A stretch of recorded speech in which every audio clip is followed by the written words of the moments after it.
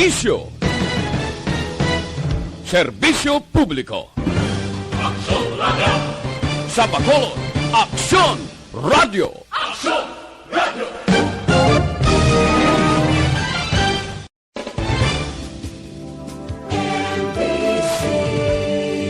Manila Broadcasting Company.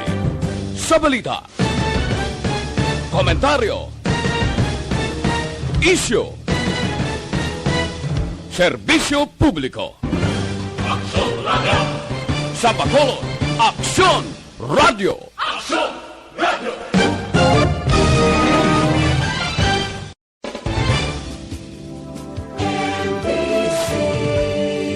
Manila Broadcasting Company. Sa balita, komentaryo, isyu, serbisyo publiko, Aksyon Radio, sa Bacolod, Aksyon Radio. Aksyon Radio.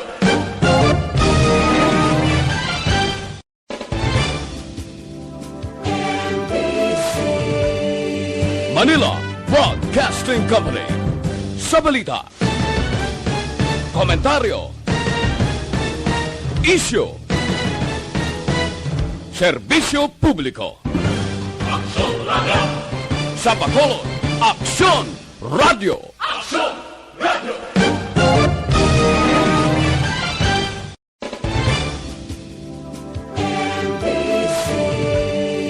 Manila Broadcasting Company. Sa balita, komentaryo, isyu, serbisyo publiko, Aksyon Radio, sa Bacolod, Aksyon Radio. Aksyon Radio.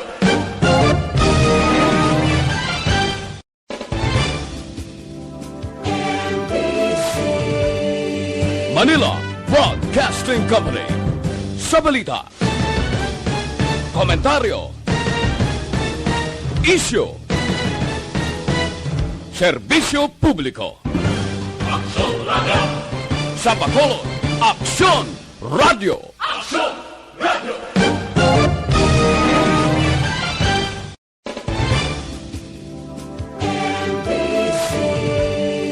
Manila Broadcasting Company. Sa balita, komentaryo, isyu,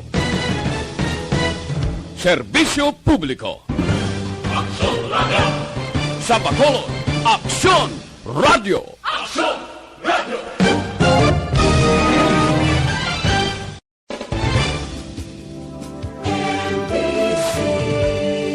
Manila Broadcasting Company. Sa balita, komentaryo, isyu, serbisyo publiko, Aksyon Radio, sa Bacolod, Aksyon Radio. Aksyon Radio.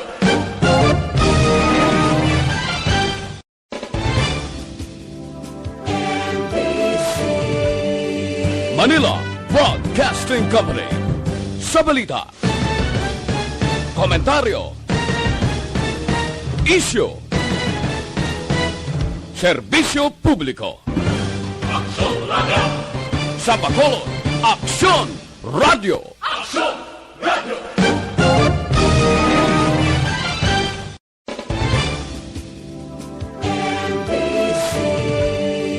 Manila Broadcasting Company.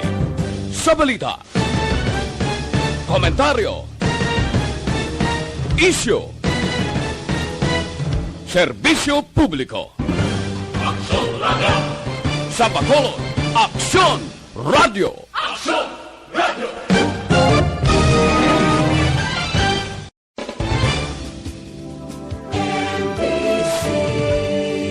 Manila Broadcasting Company. Sa balita, komentaryo, isyu, serbisyo publiko, Aksyon Radio, sa Bacolod, Aksyon Radio. Aksyon Radio.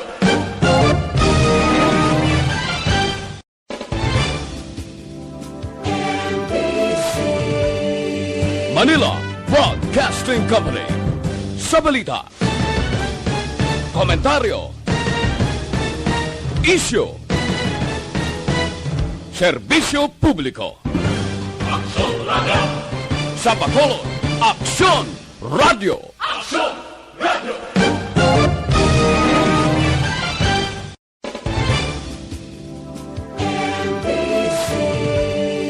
Manila Broadcasting Company. Sa balita. Komentario. Issue. Servicio pubblico. Action Radio. Sabacolon. Action Radio. Action Radio.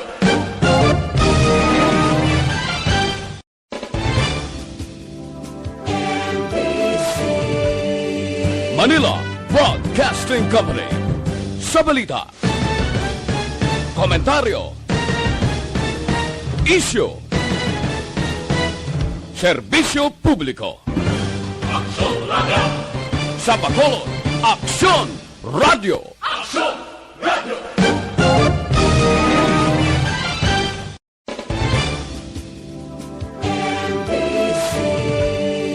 Manila Broadcasting Company. Sa balita. Komentario. Issue. Servicio pubblico. Action Radio. Sabacolon. Action Radio. Action Radio.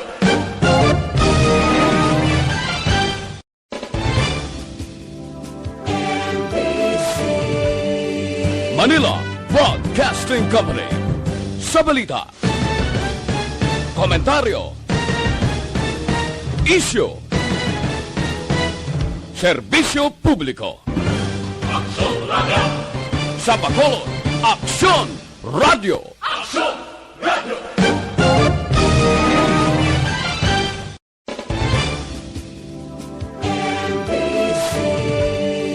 Manila Broadcasting Company. Sa balita. Komentario. Issue. Servicio pubblico. Action Radio. Sabacolon. Action Radio. Action Radio.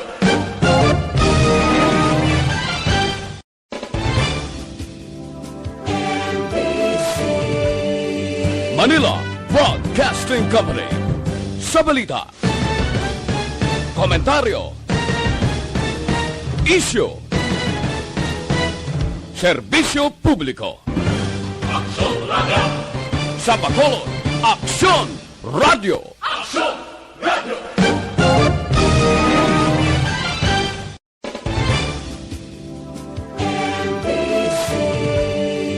Manila Broadcasting Company. Sa balita. Komentario. Issue. Servicio pubblico. Action Radio. Sabacolon. Action Radio. Action Radio.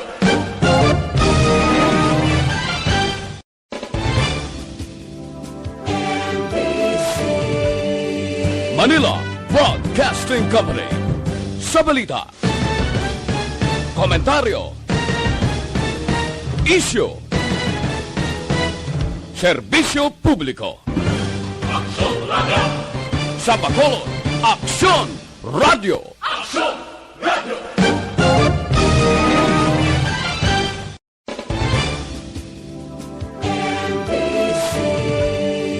Manila Broadcasting Company. Sa balita. Komentario. Issue. Servicio pubblico. Action Radio. Sabacolon. Action Radio. Action Radio.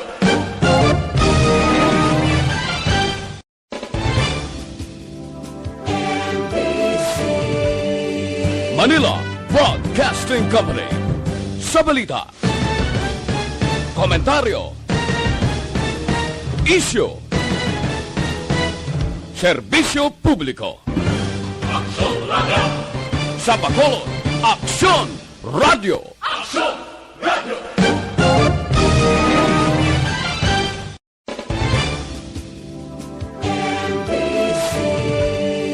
Manila Broadcasting Company.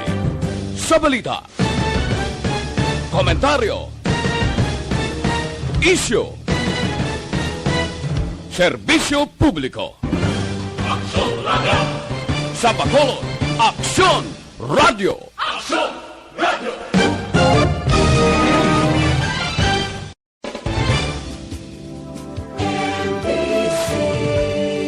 Manila Broadcasting Company. Sa balita, komentaryo, issue, serbisyo publiko. Aksyon Radio! Sa Bacolod, Aksyon Radio! Aksyon Radio!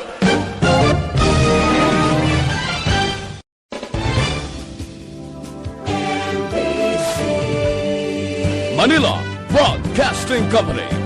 Sa balita, komentaryo,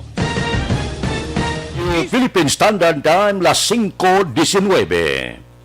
This time check is brought to you by RightMed. May RightMed para sa'yo. This time check is brought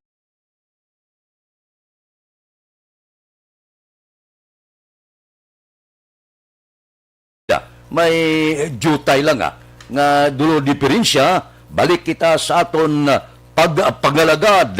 Ano ang mga balita subong baw puwerte man, no?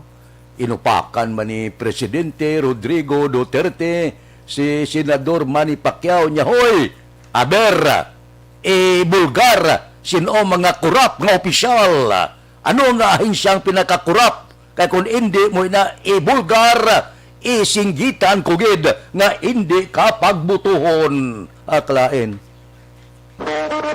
Aksyon Radio Philippine Standard Time, las 5:20 na. Ipet, komersyal anay. Aragay! Kasakit kisang... Bakit kailangang magpabakuna? Bakit nga ba vaccination? Ang pandemyang ito ay kumuha ng maraming buhay at patuloy pa nitong nilalagay sa peligro ang buhay ng nakakarami. Pinahina din nito ang ating ekonomiya at maraming Pilipino ang nawalan ng trabaho dahil dito. Sa pagkatuklas ng bakuna laban sa COVID-19, nagkaroon tayo ng oportunidad na malabanan ang pandemyang ito. Sa tulong ng mga bakuna, ay may iwasan natin ang sintomas ng impeksyon at posibleng maiwasan din ang malalang impeksyon at matigilan ang pagkalat nito.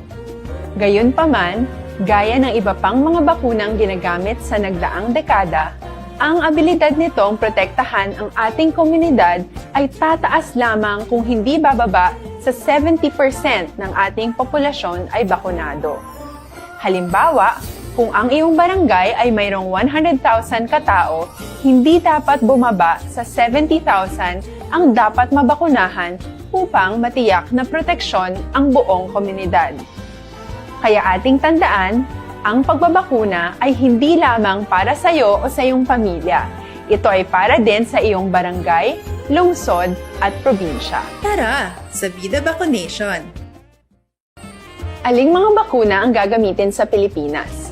Sa ngayon, may limitadong supply ng bakuna sa buong mundo. Sa katunayan, halos 80% ng stock sa buong mundo ay nabili na ng mga mayayamang bansa.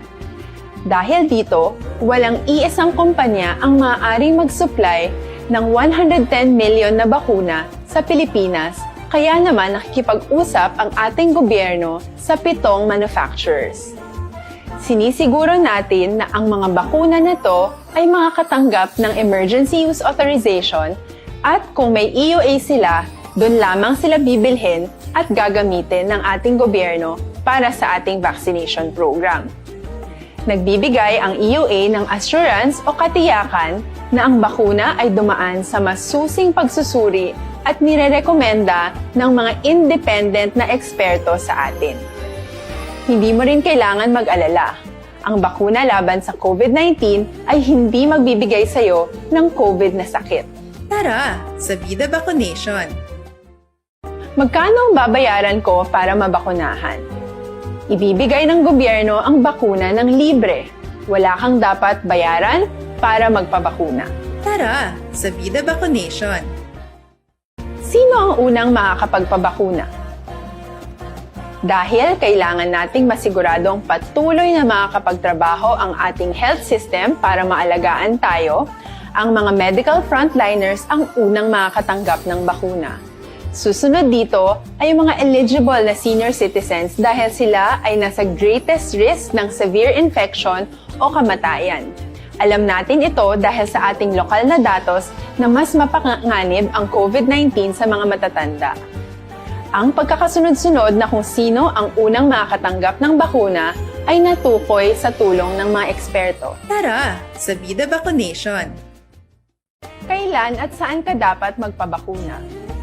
Ang inyong national government ay nakikipag-ugnayan sa mga lokal na pamahalaan upang maihatid ang bakuna sa inyo. Ang lokal na pamahalaan or LGU nyo ang maghahanda ng pagpaparehistro at pag-ayos ng schedule ninyo sa pagpapabakuna. Mangyaring abangan ang anunsyo at instructions na magmumula sa inyong mga mayor or governors ukol dito. Tara, sa Vida Vaccination. Ano ang kailangan mo bago magpabakuna? Habang hinihintay natin ang pagdating ng mga bakuna, kumuha lamang ng impormasyon sa mga mapagkakatiwalaang sources. Magtanong lamang sa mga licensed medical professionals ukol sa wastong pagbabakuna para sa COVID-19. Matuto rin tayong mag-verify ng ating mga nababasa o naririnig. Tanging tamang impormasyon lamang ang makakapaggabay sa atin sa ating desisyon na magpabakuna. Ang inyong health history ay mahalaga din sa pagtukoy kung dapat ka bang bakunahan o hindi, kung anong bakuna o angkop sa iyo. Kaya naman, importanteng seryosohin natin ang health screening na ito. Magpakita sa araw ng inyong screening at ideklara ang inyong complete health history, gaya ng allergies o mga risk factors. Aksyon Radio Philippine Standard Time, las 5:25 na. Pangapi-kapi ka mo na para nga maulu-umpawan kita. Gamit ka mo Dr. Alfred's Green.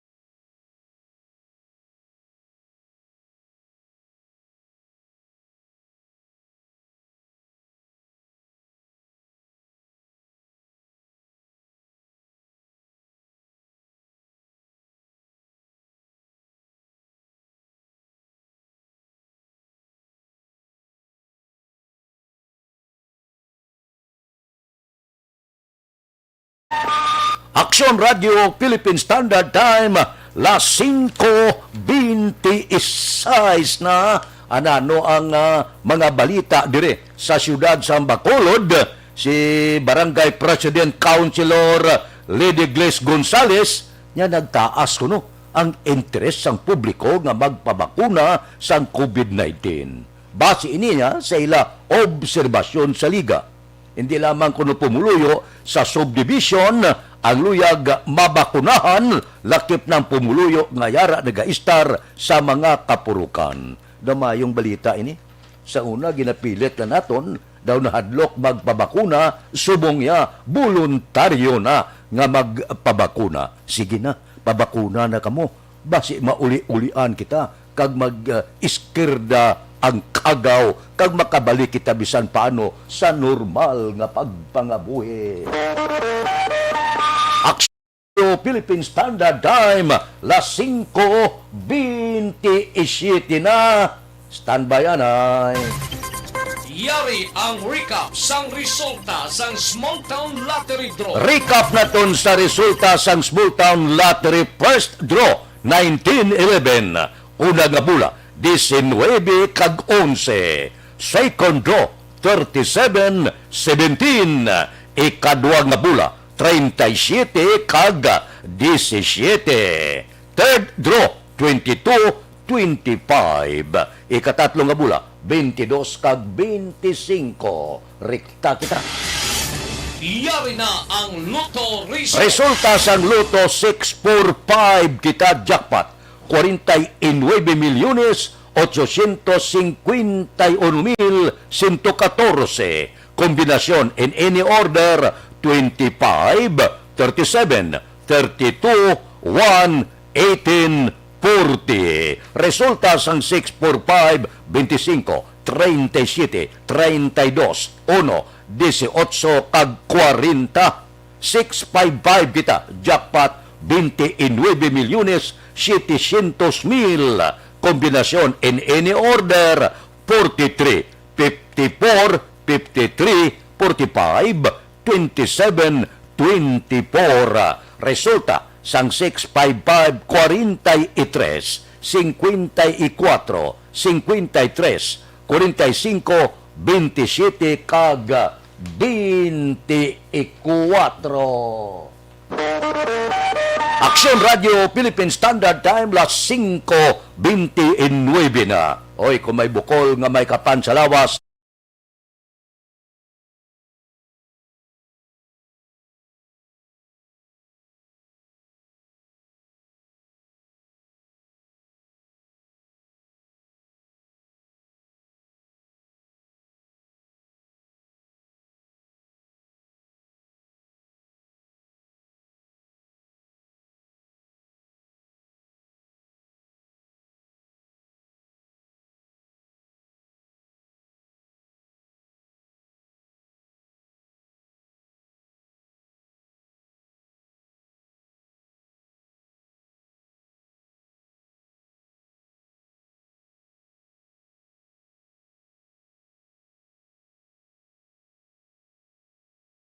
Radio Philippine Standard Time las 5:29 na. Anano ang dalagko nga mga balita nga arangkadahon naton karon alas 6:30. Porte nga mga isyu, no? Kay Pacquiao ang mga kapulisan nga pinasipa sa ila sinipwesto kanugon. Porte tanang benepisyo forfeited pa amo nang siling ni Anyo, hoy, mga katapo sang PNP, hindi kamo magpahigot sa politiko. Kay base kamo man madisgrasya pag-abot sa nagakaigo nga panahon. Oy, nataboy na, dire lang sa Negros, sa Moises Padilla. Aksyon Radio Philippine Standard Time, las 5:30 na. May asma kamo, ula untat nga pag-ubo, pneumonia, bronchitis, lala ang pagubag sa baga. Basi TB na na.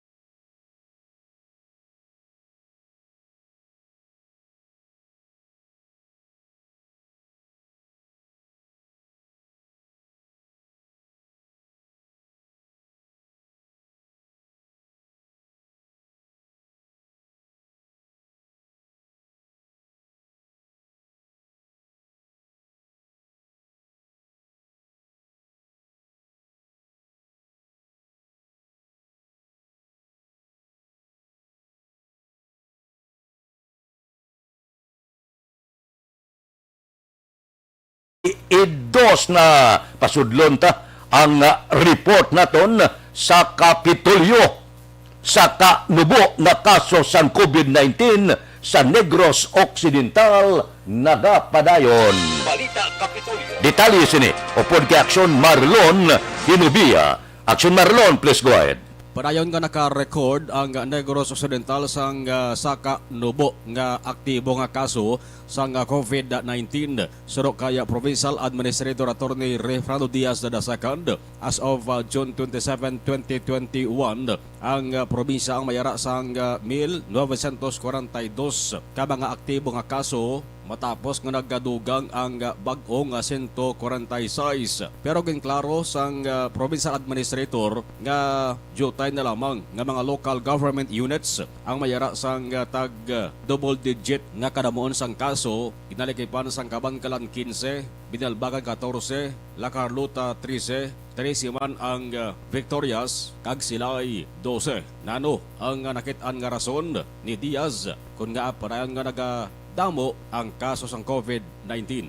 May ara gyapon infection nga katabo, but I think it's still because nga ang aton nga mga protocol medyo gina shortcut gyapon kag ginasunod sa mga pumuluyo ang lagaw gyapon and negosyo and I think bulang nga sige pa manguro no. Ang kaksunyugikan sa Kapitolyo Action, Marlon Hinay. Mga action na friend. Aksyon Radio Philippine Standard Time las 5:33 na. Bauti kagabi, umarang ka na si Presidente Rodrigo Duterte. Mind you, diri sa Bacolod, balik kita sa General Community Quarantine. Status ina, bag-o sa Bacolod kag Negros Occidental. Umpisa na ini, Hulyo 1, Tubtob 31. Ang pila pagid ka mga lugar karon talakayon tayo na sa ikaduha nga hutong ang paidalom sa General Community Quarantine kag paidalom sa Modified Enhanced Community Quarantine. Damo nga mga lugar ang napaidalom sa bag-o nga status sang kwarentina sa Pungsod, Pilipinas. Bangod sa padayon Nubo Saka sang biktima sang kagaw nga COVID-19. Sa aton mga kauturan, ini balang nagapulo panamyaw naton nga mga utod, pwede buwas lang, kay ipit ako sa kon oras subong. Buwas lang ta, tulo tamyaw. Ilawig pa ini ang aton pagserbisyo. Aksyon Radio Philippine Standard Time, las 5:35 na hatagan na sang solusyon kuno ang concern sa mga OFW nga nagabiyahe pauli sa siyudad sa Bacolod.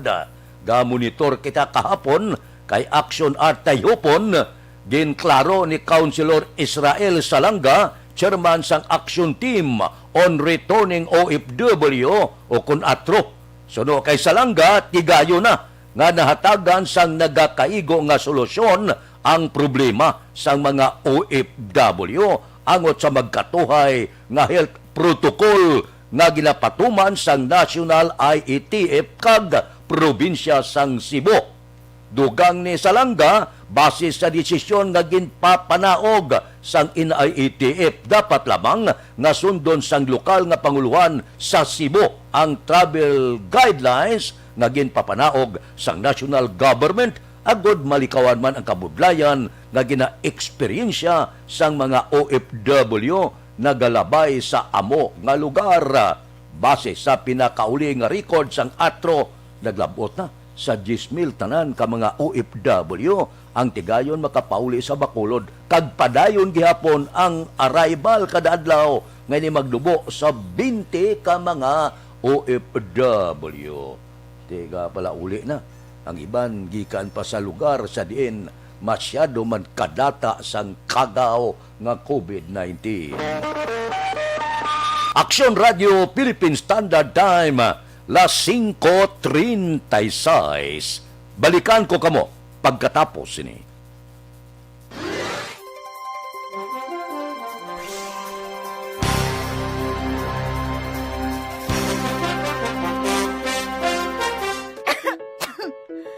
Ano ba naman tong ubo na to?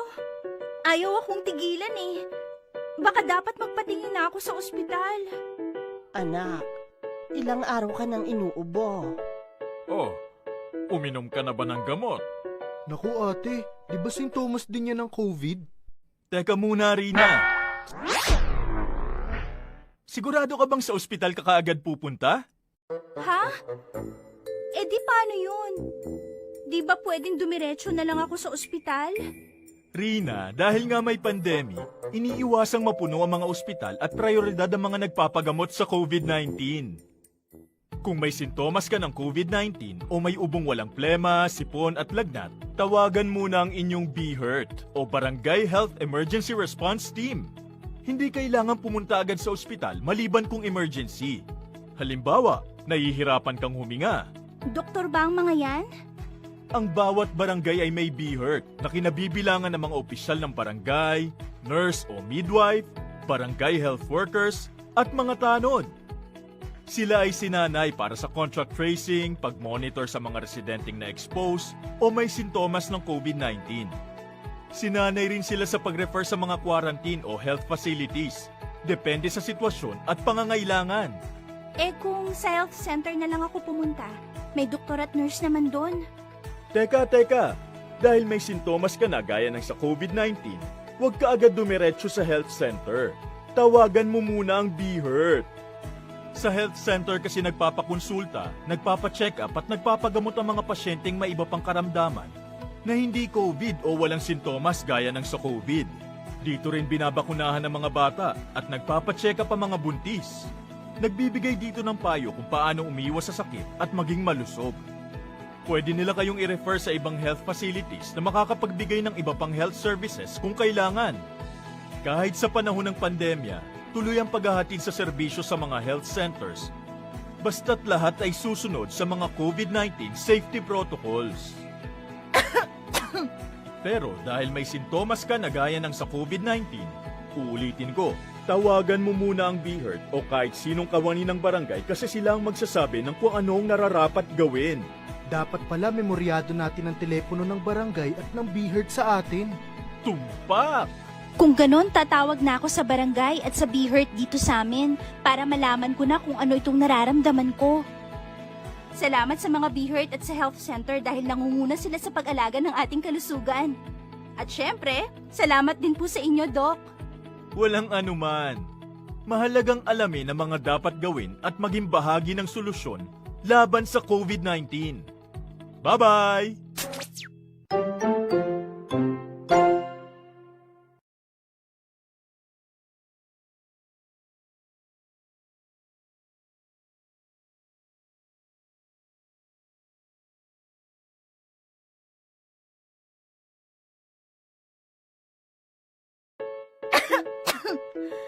Ano ba naman tong ubo na to? Ayaw akong tigilan eh. Baka dapat magpatingin na ako sa ospital. Anak, ilang araw ka nang inuubo. Oh, uminom ka na ba ng gamot? Naku ate, di ba sintomas din yan ng COVID? Teka muna, Rina. Sigurado ka bang sa ospital ka kaagad pupunta? Ha? Eh di paano yun? Di ba pwedeng dumiretso na lang ako sa ospital? Rina, dahil nga may pandemic, iniiwasang mapuno ang mga ospital at prioridad ang mga nagpapagamot sa COVID-19. Kung may sintomas ka ng COVID-19 o may ubong walang plema, sipon at lagnat, tawagan muna ang inyong BHERT o Barangay Health Emergency Response Team. Hindi kailangan pumunta agad sa ospital maliban kung emergency. Halimbawa, nahihirapan kang huminga. Doktor ba ang mga yan? Ang bawat barangay ay may BHERT na kinabibilangan ng mga opisyal ng barangay, nurse o midwife, barangay health workers, at mga tanod. Sila ay sinanay para sa contact tracing, pag-monitor sa mga residenteng na-expose o may sintomas ng COVID-19. Sinanay rin sila sa pag-refer sa mga quarantine o health facilities, depende sa sitwasyon at pangangailangan. Eh kung sa health center na lang ako pumunta, may doktor at nurse naman doon. Teka, dahil may sintomas ka na gaya ng sa COVID-19, huwag ka agad dumiretso sa health center. Tawagan mo muna ang BHERT. Sa health center kasi nagpapakonsulta, nagpapacheck up at nagpapagamot ang mga pasyenteng may iba pa. Standard Time, las 5:42. This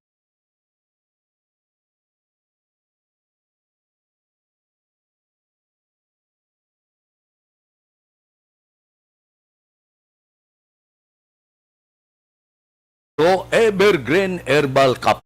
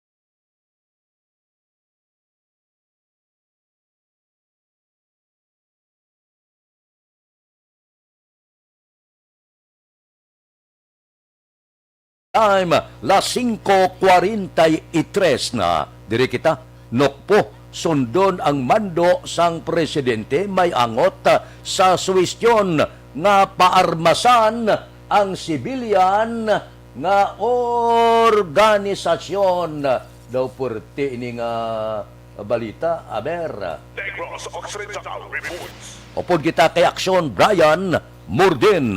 Aksyon Brian, please go ahead. Mga aksyon na Fred pag-asundon sa Negros Occidental Police Provincial Office o Nokpo. Karon naman ang mando ni Presidente Rodrigo Duterte angot sa suwestyon sini nga paarmasan ang civilian organization. Sa kay Nokpo Deputy Spokesperson Police Lieutenant Abigail Donasco magahulat sila sa guidelines pangod karon sini makabig ini nga verbal pagidlang.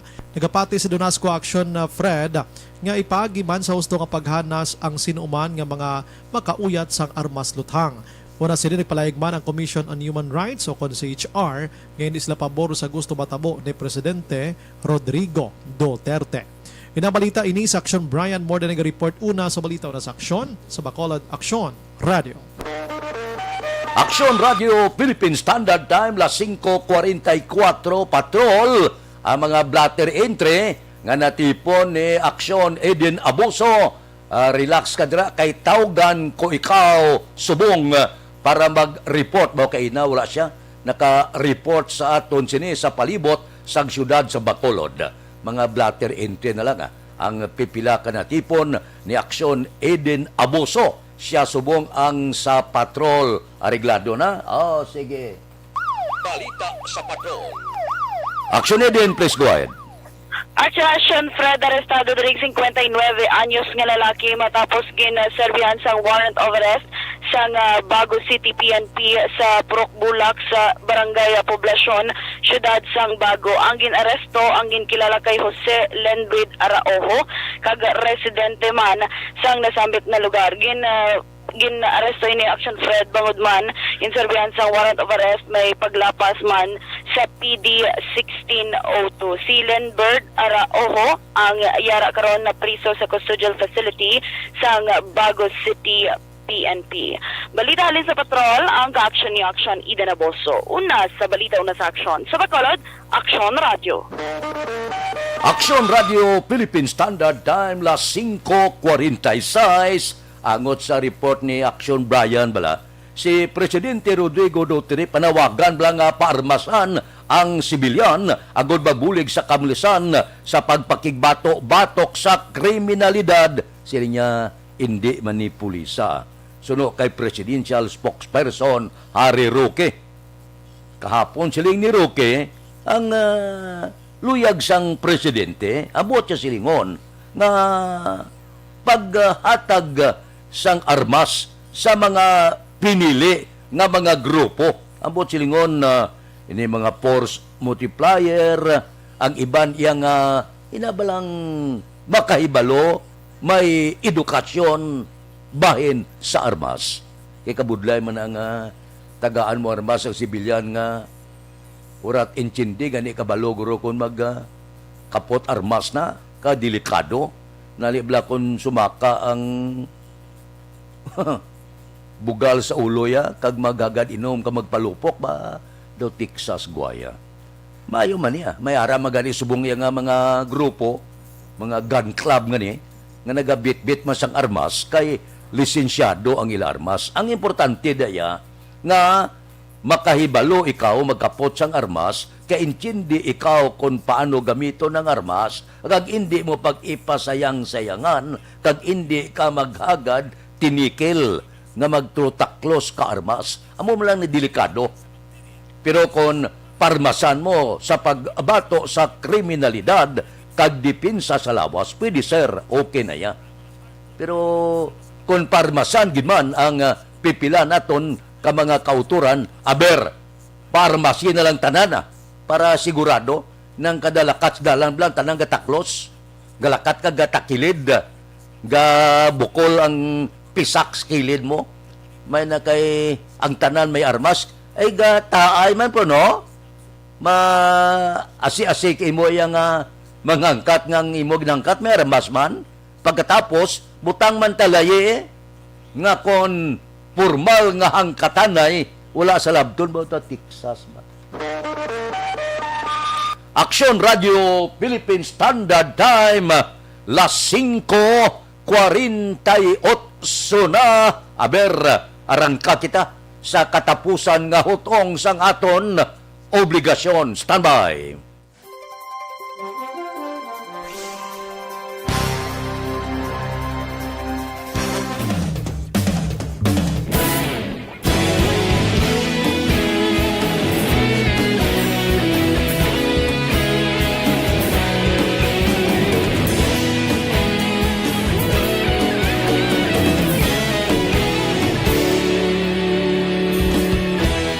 Agapasang banwa, mabugnaw nga hangin agadapyan na.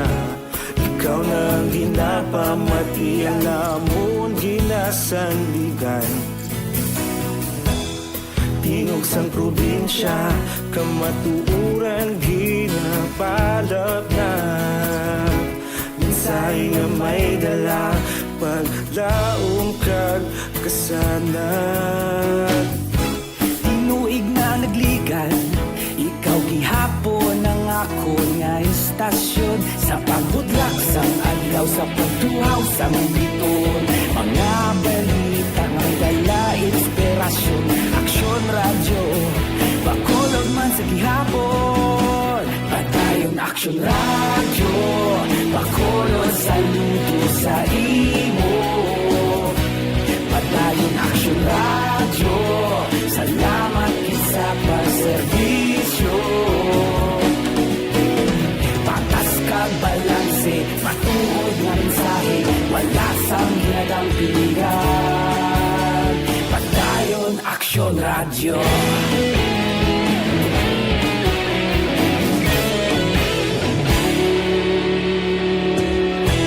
Pagkolon yung kag negrosanon, inyong pamatian. Stasyon nga nagapalaplag sang kamatuuran. Mabakod nga prinsipyo, reporter handa sa serbisyo. Kahapon, karon kag sa gihapon, kita magapadayon. Tinuig na nagligan, ikaw gihapon ang ako nga istasyon. Sa pagbutlak sang adlaw, sa pagtuhaw sang biton. Mga balita na may dala inspirasyon. Aksyon radyo, bakolon man sa gihapon. Padayon aksyon radyo, bakolon saludo sa imo. Padayon aksyon radyo, salamat sa pagserbisyo. Patas kag balanse, matuod na mensahe, wala sa ginadampigan. Padayon aksyon radyo. Una sa balita, una sa aksyon, sa Bacolod Aksyon Radio. Una sa balita, una sa aksyon, sa Bacolod Aksyon Radio. Kita ulog na ngay, sagsay ang mga kalintangan. Responsable na pagbalita, pagdayon na ipalak na. Malasig pero sigurado, aksyon na may dalang at palangga.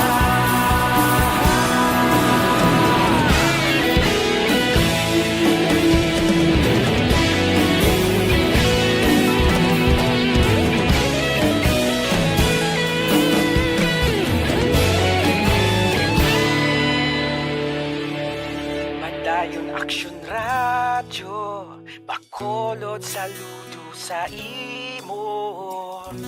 Padayon aksyon radyo, salamat gid sa pagserbisyo.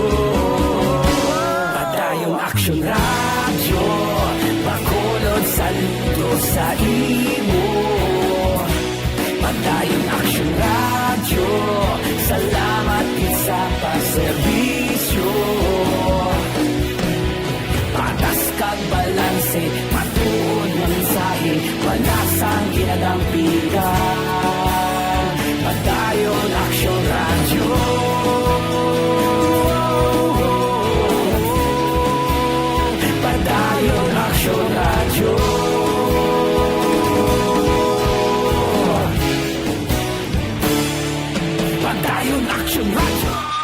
Aksyon Radio Philippine Standard Time, las 5:53 na.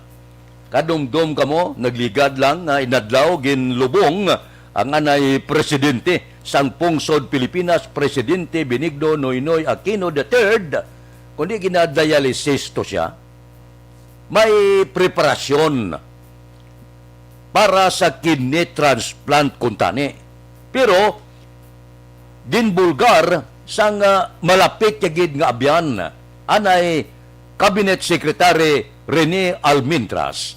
Siling niya, si anay Presidente Noynoy Aquino hindi luyag nga ang kidney nga ibutang sa iya gikan ini sa iya sini pamilya.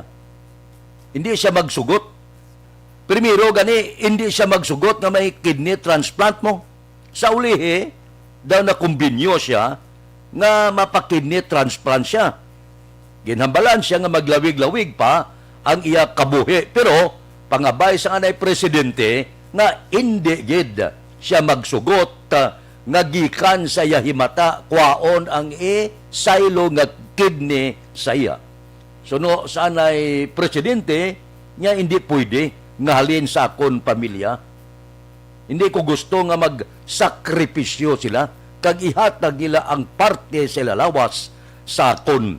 Amo ina ang palayag sa anay presidente. Kay kung tani, ginapreparan na to mo, ma-transplant na tani isang kidney, di kinahanglan pa ni mo na mo, kinahanglan mo ang tao nga wala bisyo, kinahanglan mag-match gid sa imo sining kinahanglan nun sang lawas mo, kaya kung hindi ang match, hindi man pwede, no?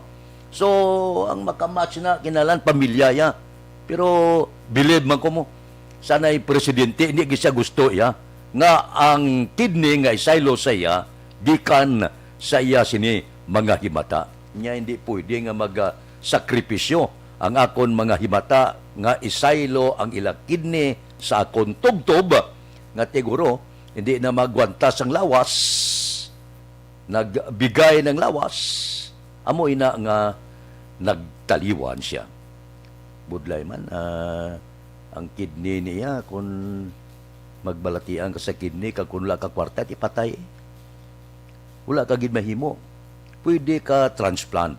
Galing ti mangita ka pa sang kidney, bayran mo pa, kadto ka sa kidney da nga inang ginapang transplant sa kidney bla. Kidney center, aba, milyon man ang kinahanglan mo. So kung wala ka kwarta, tudas na. Aksyon Radio Philippine Standard Time, las 5:57 na. Standby na sa aton Aksyon Balitang Bayan numero 1. Upod kita kay Aksyon Boy Duran kag Aksyon Dorel Cabato. Aksyon Fred Salanga, una sa balita, una sa aksyon sa Bacolod. Aksyon Radio. Aksyon Radio. Manila Broadcasting Company. Sa balita, komentaryo, issue,